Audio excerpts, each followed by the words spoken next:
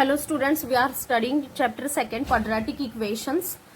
In that today we are going to solve the practice set 2.4. Okay, question 1, compare the given quadratic equations to the general form and write values of a, b, c. Okay, so students, I am going to show you how to find the values of a, b, c and how to write the given equation in its standard form. So I am going to show the third sum, y square is equal to 7y.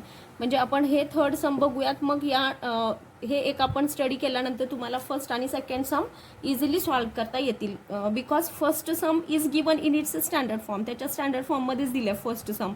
Second समला फक्त थोडंसं standard फॉर्ममध्ये लिहायचं आहे आणि थर्डमध्ये जरा जास्तच तुम्हाला confusion होईल म्हणून मी थर्ड सम घेते. Okay, now students, this equation is not in its standard form.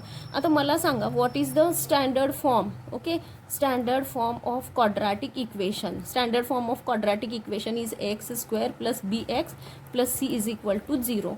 मग आता दिलेलं इक्वेशन हे स्टँडर्ड फॉर्ममध्ये नाही. Okay, this equation is not given in its standard form. First is the term of ax square. Now here variable is y. Okay, so we can write y square. Okay, this is our first term. Then the second term is a term of y. Second term ही आपली 7y आहेच आहे, but we have to take it to the left hand side, so it will be minus 7y.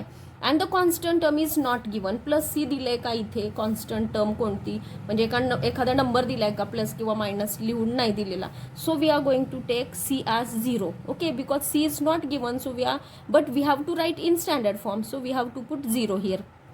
And after equal to sign, no number is there or not any term is there, so I am putting 0. So this is the standard form. Okay, this is nothing but the standard form, okay, of the given quadratic equation. Okay, standard form or it is also called as general form. Okay, पहा students, इथे question मध्ये general form लिहिलेला आहे, म्हणजे standard form किंवा general form हे दोन्ही सेमच आहे. ओके, म्हणजे दोन्हीचं मीनिंग सेमच आहे. जनरल और standard is the same. Now write the values of A B C. What is A? A is, मग आता असं लिहिण्यासाठी इथे आपल्याला एक सेंटेन्स लिहावं लागेल. comparing the given equation with, कशा बरोबर कम्पेअर करावं लागेल तर जनरल फॉर्म बरोबर, with x square.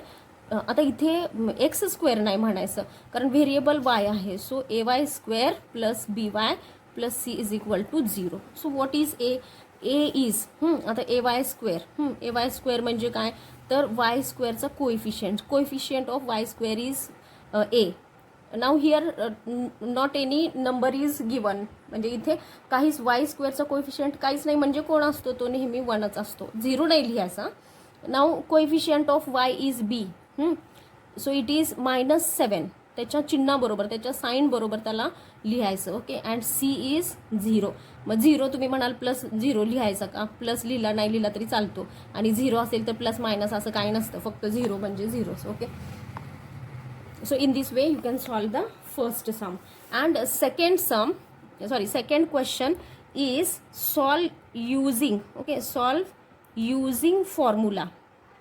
Okay, you have to use the formula method for solving the second sum. So here second question, so here I am going to take the first sum, that is x square plus 6x plus 5 is equal to 0. Okay, now compare the given equation with its standard form, so that we get a is equal to 1, b is equal to 6 and c is equal to 5.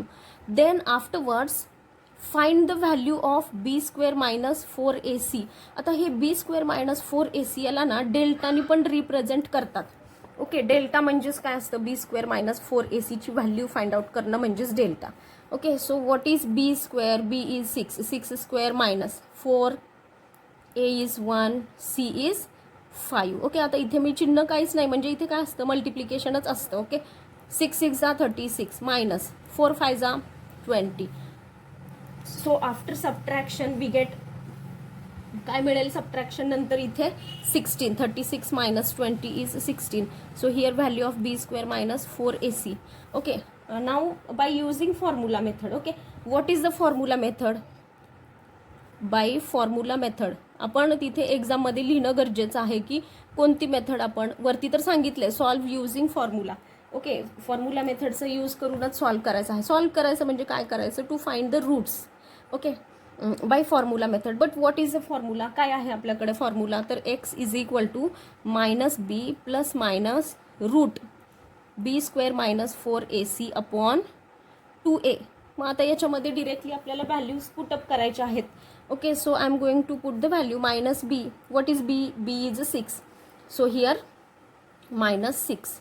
Okay, आता जर कधी कधी काय असतं बीची value negative असते तर मग आपण त्याला इथे ब्रॅकेटमध्ये लिहायचं, कारण अगोदरचं फॉर्म्युलामधलं एक मायनस आणि परत आणखी दुसरं मायनस म्हणजे कधी कधी ते ओव्हरलॅप होतं आणि मग आपल्याला कळतच नाही ते. Okay, plus minus root 16. Okay, because B square minus 4ac ची व्हॅल्यू आपण फाइंड आउट केलेली 16 आहे upon 2 multiply. What is A, A is 1. Okay, so after calculation -6 plus minus, आता रूट 16चं स्क्वेअर रूट म्हणजे 16 हे कुणाचं स्क्वेअर आहे तर 4चं आहे upon 2.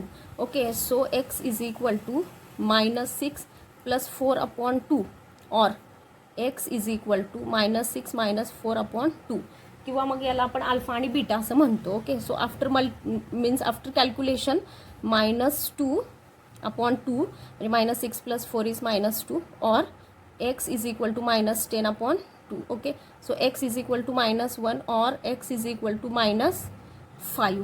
okay, so in this way therefore -1 and -5 किंवा -1 comma -5 are the roots of given quadratic equation. Okay, so in this way you can use the formula method. Okay, so thank you students.